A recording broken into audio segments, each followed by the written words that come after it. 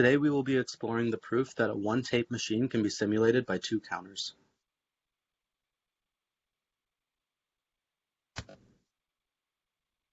To begin, we'll start by defining what a counter machine is. The formal definition is shown, but the key piece is the transition function, which states that when given a state, input, and whether or not the counter is zero, there will be a transition to a new state and the counter will either be decremented or incremented. For example, a counter machine can be used to define a language a to the n, b to the n. As you can see, while at state 0, the counter increments if the input is an A and moves to state 1 along with decrementing if the input is a B. If at state 1, the counter will continue decrementing for additional B's until it is 0, which ensures there is an equivalent amount of A's and B's, with all B's being preceded by the A's.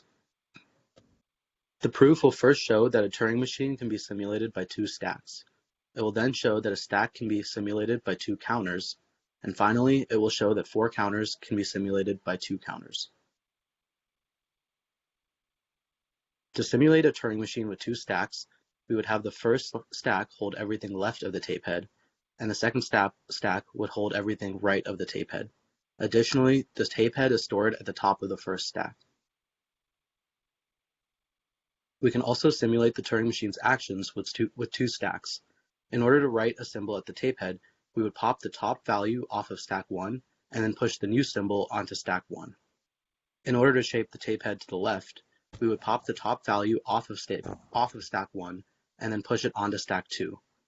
In order to shift the tape head to the right, we would pop the top value off of stack 2 and then push it onto stack 1.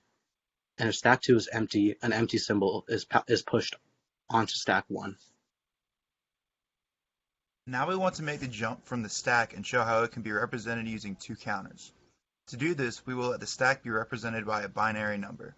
One of the counters will store the contents of the stack, and the second counter functions as a scratchpad of sorts for temporary calculations. In order to simulate a stack with these counters, we simply must be able to simulate pushing to and popping from a stack. First, we will examine how to push a binary 0 using two counters. We will let counter 1 represent the current state of the stack. While counter 1 is not equal to 0, we will add a value of 2 to counter 2. We then subtract 1 from the first counter and repeat this process until counter 1 has reached 0. At this point, we simply swap the values in counter 1 and counter 2 with each other, and we have successfully pushed a binary 0. Note that this is essentially the same as multiplying the value in counter 1 by 2, as this is what adding a 0 to a binary number does to the value. The process of pushing a binary 1 onto the stack using the two counters is essentially identical to the process of pushing a 0. Once again, we will let counter 1 represent the current state of the stack. While the value in this counter is not equal to 0, we increment the value in counter 2 by 2 and subtract 1 from counter 1. Once counter 1 reaches 0, we add 1 to the value that is currently in counter 2. Then, we once again swap the values in counter 1 and counter 2 with each other, and we have successfully pushed a binary 1.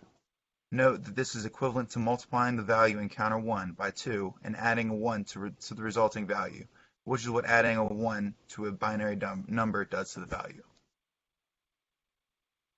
We have shown how to push all possible binary values onto the stack. Now we must discuss how to pop values from the stack.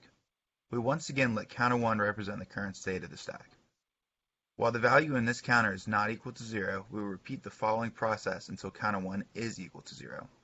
First, we subtract 1 from counter 1, and if after this subtraction counter 1 is equal to 0, the popped result is a 1. If counter 1 is still non-zero, we decrement it once more. If after this subtraction counter 1 is now equal to 0, the popped result is a 0. However, if counter 1 is still non-zero, we increment counter 2 by 1 and start the entire process over. Once counter 1 has reached 0, we next swap the values in counter 1 and counter 2 with each other, and we have successfully popped a value from the stack. Note that this process is the same as dividing the value in counter 1 by 2 and keeping track of the resulting value using counter 2. The third step of the proof is the idea that four counters can be simulated by two counters. The key idea behind this is to use the first counter as a master counter and the second counter as a scratchpad. The master counter utilizes the idea of prime factorization to encode the values of the four counters. With 4 counters, each containing I, J, K, and L respectively, we can encode these values in the master counter by setting it equal to the value of 2 to the I, 3 to the J, 5 to the K, and 7 to the L. One thing to note is that if all counters are empty, then the master counter will simply have a value of 1. Continuing with this step of the proof, we must show how we can complete each single action for each of the 4 counters in the master counter. Namely, we must demonstrate how we can increment, decrement, and check for 0 for each individual counter. To increment a counter, we simply need to multiply the master counter by the corresponding base. For example, if we are to increment counter I, we simply multiply the master counter by 2. Since each counter can only be incremented and decremented and not multiplied, we must utilize the scratch counter to perform this task as demonstrated by the pseudocode in the slide. Decrementing a counter is similar to the previous slide, but instead of multiplying the master counter by the corresponding base, we simply divide it. Again, since we cannot directly divide the master counter, we must use the second scratch counter to perform this operation. This can be done by the pseudocode shown in this slide. While the master counter is not 0, we simply decrement the master counter n times and increment the scratch counter. Once the master counter is 0, we can swap the 2 counters and the master value will hold the rounded result of the division operation. Lastly, we must be able to check whether or not an individual counter is empty. To do this, we must check if the modulo of the master counter and the corresponding base is 0, and this can be done by continually decrementing the master counter by n and checking if it is equal to 0. If it does equal 0 during the operation, then we know that the individual counter is not empty, and if it equals 0 after the operation, then it is empty. With every decrement of the master counter, we must increment the scratch counter to restore the master counter to its original value after the operation is complete. To put everything back together, we've shown how a Turing machine can be simulated by two stacks, which can be simulated by 4 counters, which can be simulated by 2 counters. Therefore, we can conclude that a single-tape Turing machine can be simulated by 2 counters. A two-counter machine is a more simplified form of a Turing machine. This fact can be very helpful when reducing in order to prove Turing equivalency.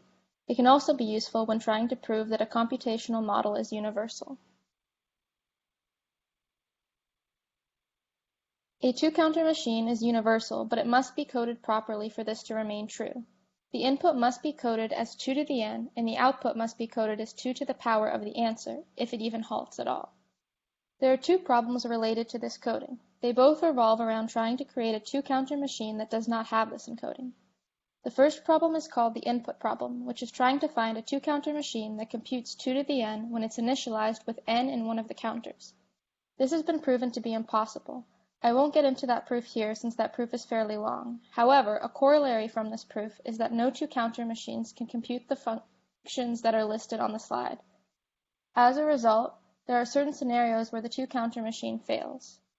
Another problem is called the output problem, which is trying to find a two-counter machine that computes n when started with 2 to the n in one of the counters.